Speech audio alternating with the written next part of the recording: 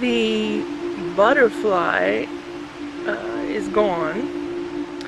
I checked yesterday morning, the day after I had placed the butterfly here, to see if it was still here. It was not, so it either finally flew away or something came along and ate it.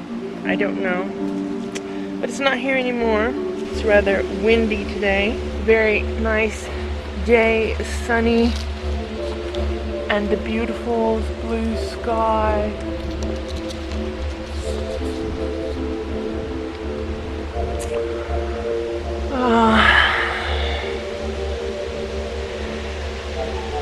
Nice cool breeze.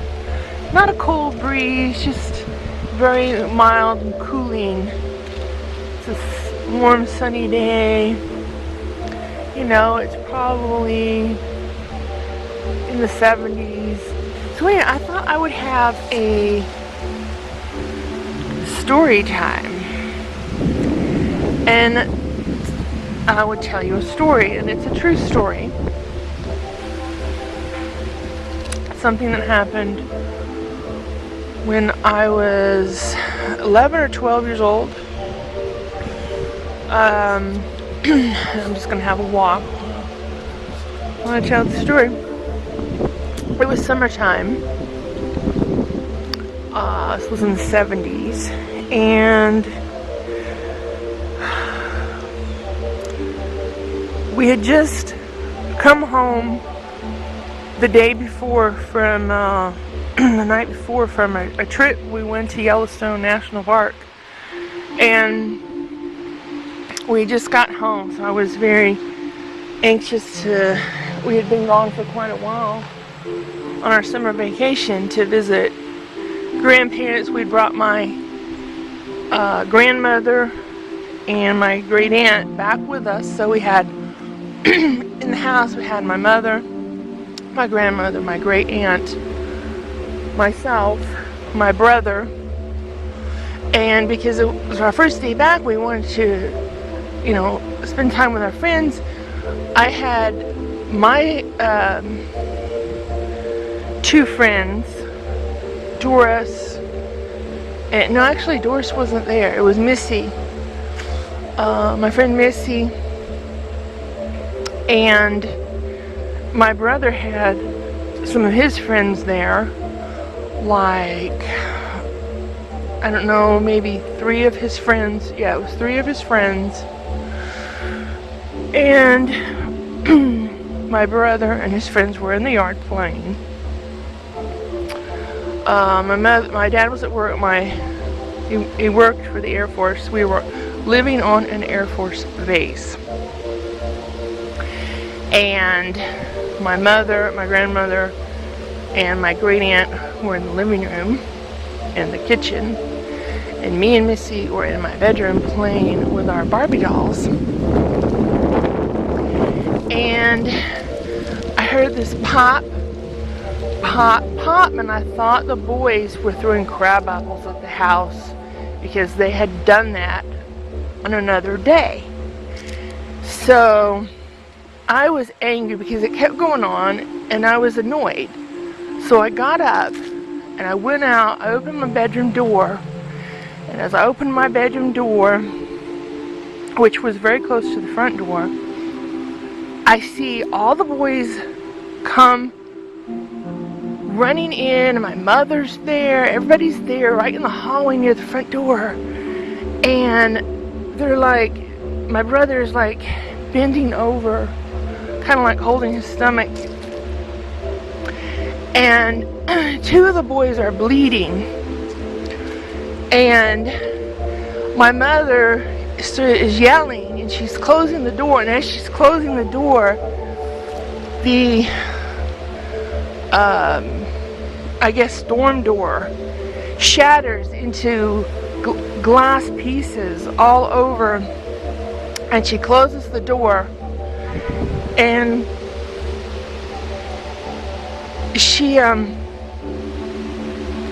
she's telling the boys to come in the house and everything. And And I'm gonna walk back because I reached the end of the road. So basically what had happened was 2 of the boys had been shot and they were bleeding.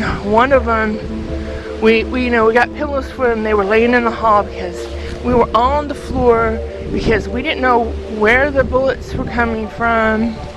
We didn't know who was shooting at us.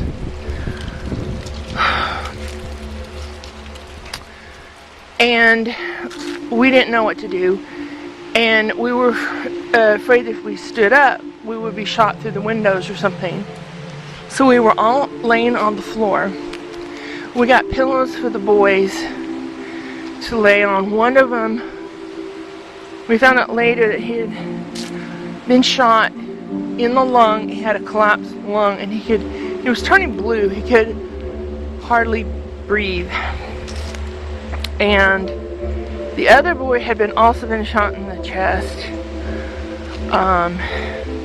But his wounds weren't as critical.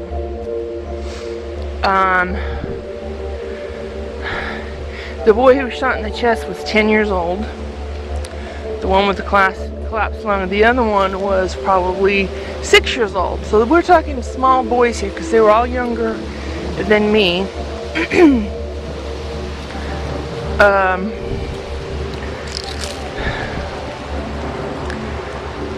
So my mother called, they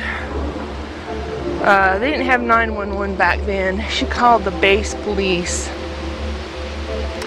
And she told them that someone was shooting at the house and we were all in the house. She didn't get off the phone and called my dad and told him the same. My dad heads back to home, and because he works with this other guy who lived across the street, he also told him, and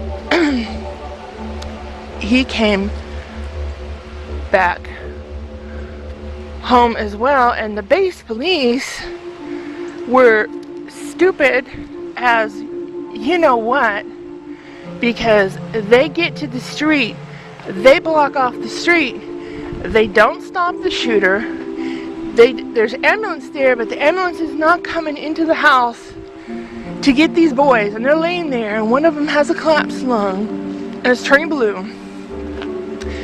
And we kept wondering, why are they not getting the ambulance in there? And so my mother called my dad, and she says, we need the ambulance in here. And my dad gets to the street and he sees that the police have blocked it off and they're not doing anything. They're just standing there. And he knows that we need help. My dad was the hero. My dad and the other guy who we worked with, who'd come back with him, who lived across the street from us, he knew that his son was at home, so he heads past this police barricade to his house, and my dad heads to our house, risking being shot, comes in, assesses the situation, goes back out and tells the police that no, we're not being kidnapped, we're not being held, there's no shooter in the house, and you can bring the ambulance in to get these boys. Because the police, because of their stupidity, they didn't listen to my mother, they didn't listen to what she said. They thought we were being held hostage. And the guy that worked with my dad, he goes to his house and he finds his son in the kitchen with a .22 caliber rifle shooting through the kitchen window at our house. His son was 14 years old and claims that he has no recollection of the incident. So I don't really know what happened to the boy, because the base forced their family to move off the base, and we never heard from him again. So don't know what happened to him, but it was basically the neighbor across the street. He just went cuckoo and started shooting at my brother and his friends who were playing in our front yard. And so that is my true story for this story time. If you like this story time and you want more story times, then please give me a thumbs up, comment below, don't forget to subscribe, and we'll talk to you later. Bye.